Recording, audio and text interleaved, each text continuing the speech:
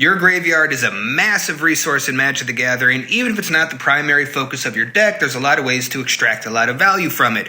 Now, it's even cooler when you can stop your opponents from extracting value from their graveyards without harming your own. So let's check out some one-sided graveyard hate cards. First one we're going to talk about, we're going to do 5, but first one we're talking about is Dauthi Voidwalker. If you can get him down early, you can stop people from filling up their yards, and you can sacrifice him to take one of those cards and make it your own. If you have a way to recur him multiple times throughout the game, now you're just doing all kinds of graveyard theft without things even hitting the graveyard in the first place. Now he's a creature, so he's subject to removal, but a lot of potential, again, if you can get him down early. Classic one-sided graveyard hate, Soul Guide Lantern. When it enters, you can exile a card from a graveyard, and then at instant speed, you can sacrifice the artifact to exile each opponent's graveyard, and if no one's really using their graveyard, then you can just spend a mana to draw a card. Similar to Dauthi Voidwalker, if you can recur this multiple times throughout the game, you can extract a lot of value out of it. Being able to draw a card as a fallback, I think, is a really nice build-in. So not as good as Soul Guide Lantern, but it's good to be able to build some redundancy with this Spell Bomb.